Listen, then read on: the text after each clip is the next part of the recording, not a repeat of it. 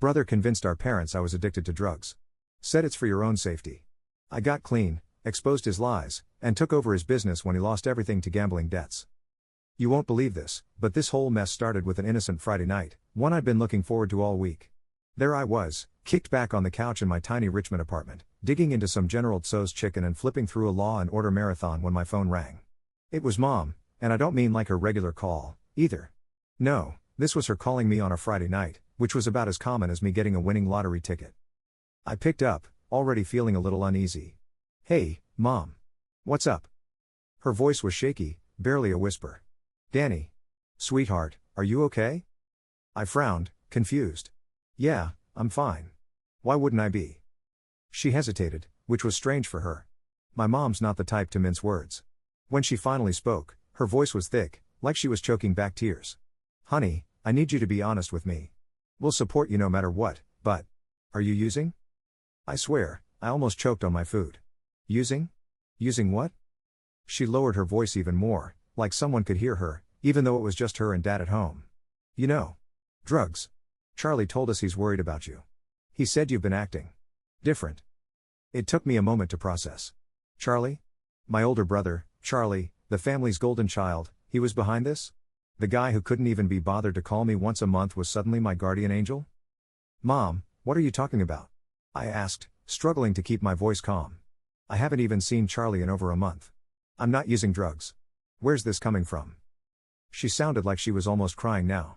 Oh, sweetheart, we love you so much. We just want to make sure you're safe. Charlie said he saw you last weekend and that you didn't look well. He said you seemed jumpy and nervous and he's just trying to look out for you. I closed my eyes, trying to keep my cool. Mom, I swear to you, I'm not using anything. I barely even drink. Charlie's lying. I don't know why he'd say that, but he's lying. She let out a little sob. I don't know, Danny. He sounded so sincere. Maybe you're just going through a hard time? Denial is part of the process. Mom, I said, feeling my patience slipping, listen to me. I'm not using drugs. This is ridiculous. She mumbled something about needing to trust both her sons before hanging up, but I knew that worried tone of hers wasn't going anywhere. She believed him, or at least half believed him, which was enough to plant the seed. I sat there in my crappy apartment, staring at the ceiling and feeling like my own brother was trying to turn my parents against me. I figured maybe it was some weird misunderstanding. Maybe he'd mistaken someone else for me, or maybe he was playing some twisted joke. But that hope evaporated when Dad called me the next morning, saying they wanted to sit down and have a talk. My parents aren't usually the intervention type, so for them to go all out like this, I knew Charlie must have really laid it on thick. The day of the intervention came around. I went to their house, expecting a conversation, a chance to clear the air, but it was so much worse than I could have imagined. They actually had a therapist there, a complete stranger sitting in their living room, waiting for me like I was some kind of out-of-control addict. My dad was sitting on the couch, his head in his hands, looking like he hadn't slept in days. Mom was sitting next to him, clutching a little bag full of rehab pamphlets, her eyes puffy and red. And there was Charlie, perched on the arm of the couch with one hand on Mom's shoulder, looking all concerned, as if he were the only sane person in the room. As soon as I walked in, Charlie stood up and came over, putting a hand on my shoulder like he was some kind of saint. Danny, we're here because we care about you. This is a safe place. You don't have to be embarrassed. I shrugged his hand off, staring him down. What the hell are you talking about? He put on that calm, patient look he used to use on our parents when he was trying to convince them to let him borrow the car back in high school. We all know things have been tough for you lately. We just want to help. I glanced around the room, disbelief settling in. Are you all serious? Mom, Dad, you really think I'm an addict? Mom sniffled, dabbing at her eyes with a tissue. Honey, denial is a big part of the struggle. We're just worried. The therapist, who I hadn't even realized was there until she cleared her throat, leaned forward. Danny, I understand this must be overwhelming. But sometimes our loved ones can see things that we can't see in ourselves. Oh, you don't even know me, I snapped, not caring about my tone. Why is everyone buying into this? This is ridiculous. Charlie, looking like he was trying to keep it together for everyone else, stepped forward again, his voice soft and infuriatingly calm. Look, Danny, we've all noticed the changes in you. You're always on edge, and you haven't been showing up to family dinners. That's because you're insufferable. I cut in, barely able to contain myself. I haven't been around because I don't feel like playing along with this perfect family act. Charlie looked at me with this pitying expression that made me want to hit something. Danny, we're just trying to help. If you don't want to admit it, that's fine, but we're still here for you. I laughed bitterly, glancing around at their faces. They all believed him, my mom, my dad, this stranger in my parents' living room. They all thought I was lying, that I was hiding some big, shameful secret. I felt my throat tightening, but I wasn't about to let Charlie see me break. Mom, Dad, I swear to you, Charlie is lying. I don't know why he's doing this, but he's making this up. I don't use anything. I'm not an addict. My dad looked up, his face pale and worn. Danny, we love you, and we just want you to get better. If you don't think you need help, then just prove it to us. That was the final straw. Fine, I yelled, grabbing my coat. I'll prove it, all right? But don't expect me to come running back here when you all realize you were wrong. I stormed out, slamming the door behind me, and for the next few months, things with my family were icy at best. It didn't matter what I said or did, the seed of doubt had been planted. Every time I saw them, I could see that questioning look in their eyes. And Charlie? He seemed satisfied, playing the caring brother, the one who had tried to save me. I pulled back, distancing myself from them all. But I couldn't shake the question nagging in the back of my mind, why would Charlie do this? He was the golden child, the favorite. What did he have to gain from turning me into the family's black sheep? Months went by, and I started to hear whispers, little rumors here and there from friends, mutual acquaintances. Charlie had started gambling, apparently, and not just the occasional game of poker. He was going to the casinos regularly, borrowing money from friends, even taking out loans. The more I heard, the more it clicked. Charlie hadn't turned me into the family's screw-up for no reason. He'd done it to cover his own tracks. One night, after a particularly infuriating phone call from Dad telling me to be careful, I decided I'd had enough. I showed up at Charlie's office, late, when I knew he'd be there alone. I pushed the door open without knocking, and he looked up, startled. Danny? What are you doing here? I crossed my arms, not even trying to hide my anger. Why'd you tell everyone I was using, Charlie? What are you getting out of this? He sighed, giving me that exhausted, patronizing look again. I told you before, I just want you to get help. For what, exactly? I'm not the one with a gambling problem, I shot back, watching his expression closely. His face paled. What? What are you talking about? I smirked, feeling a rush of satisfaction. Oh, you think people don't talk? You've got a real reputation around town, Charlie. It's all over that you're in deep with the casinos, that you've been borrowing money. You thought you could hide behind your perfect son act, but guess what? People notice. He shifted uncomfortably, glancing away. Danny, come on. Don't tell Mom and Dad. They don't need to know. I can handle it. Oh, you can handle it? Like you handled my life? You tried to ruin me, Charlie.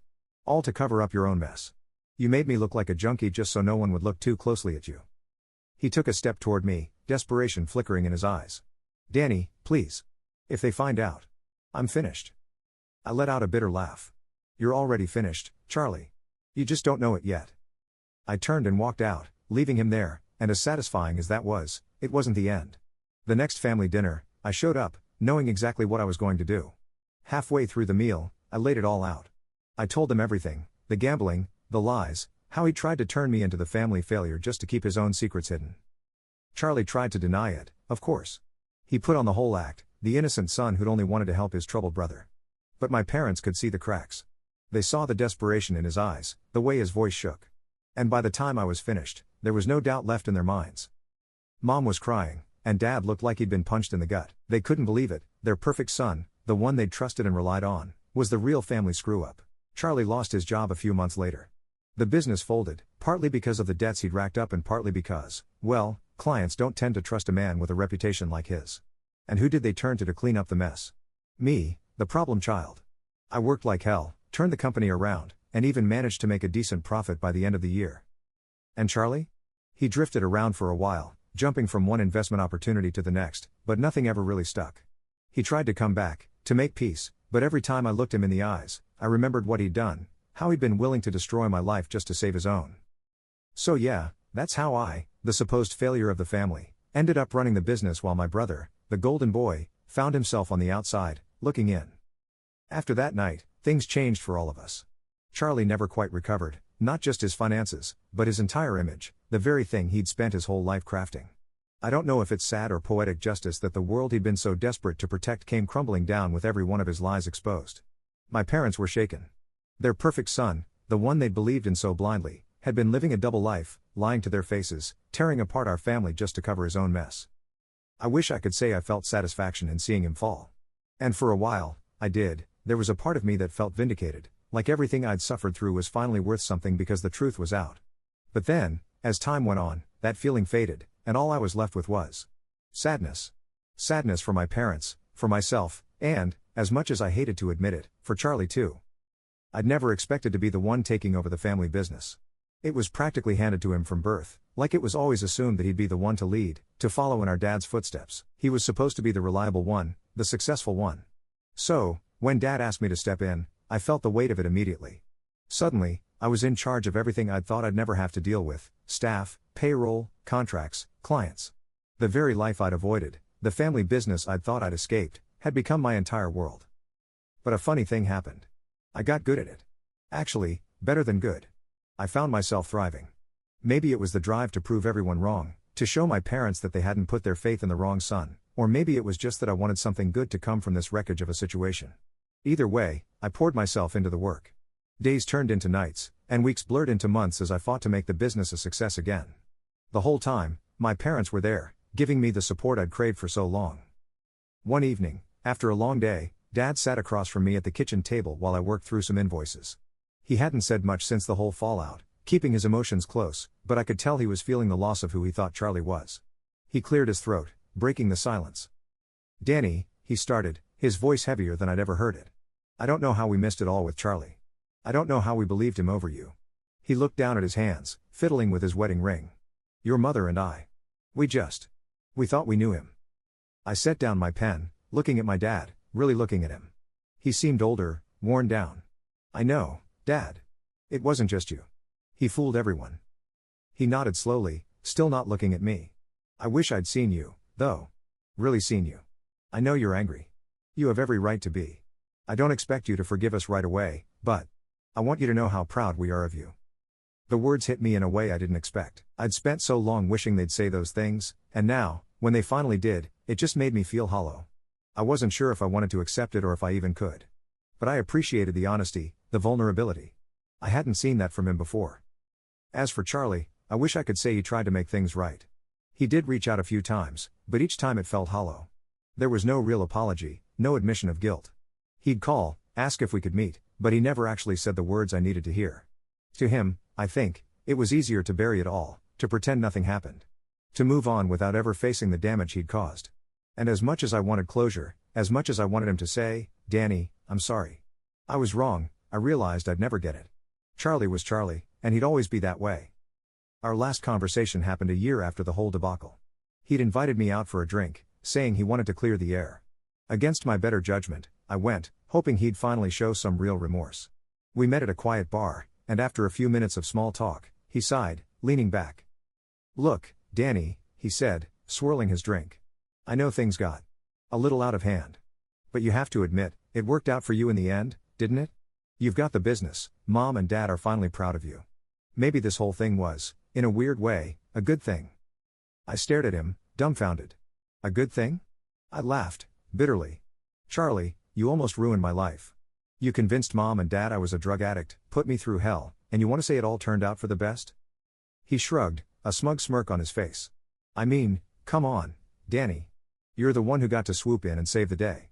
Doesn't that feel good?" At that moment, I realized any hope I had of repairing things was gone. Charlie wasn't going to change. He wasn't going to feel guilt or shame for what he'd done, and he definitely wasn't going to apologize. I finished my drink, set it down, and looked him dead in the eye. "Charlie, you're right. It did turn out all right for me. But not because of you. I succeeded in spite of you. And one day, I hope you'll understand what you lost by pushing everyone away." He chuckled, brushing it off like it was some joke. I paid my tab and left without looking back, and that was the last time I saw him. In the years that followed, life moved on. I built the business, grew it into something bigger than I'd ever imagined. I hired new people, took on projects that pushed me and the company to new heights. My parents came around too. They became a real support for me, always there, helping where they could. And while I never fully forgave them for believing Charlie's lies, I learned to let go of some of the resentment. They'd made mistakes, but they were trying, and that was enough for me. Every now and then, I'd hear about Charlie, usually through a friend of a friend. He was still gambling, still chasing after some grand scheme or quick money-making idea. Last I heard, he was living in a small apartment, trying to sell some investment plan that no one seemed to understand. Part of me felt sad for him, the brother I'd grown up with, the guy I used to look up to before everything went wrong. but another part of me knew that he was reaping what he'd sown. In the end, I found peace, not the way I expected, and definitely not the way I'd wanted, but peace all the same. I'd made my own path, proved myself not to them but to myself, and that was all I really needed. Looking back, I realized that sometimes, the people you think are family might not have your best interests at heart. Sometimes, you have to step out of their shadows and stand on your own, even if it means facing the hard truths and painful betrayals along the way. As for Charlie, I don't know if he'll ever realize what he's done or if he'll ever feel any remorse. But that's no longer my problem. I've built my own life, found my own happiness, and for the first time in years, I'm free.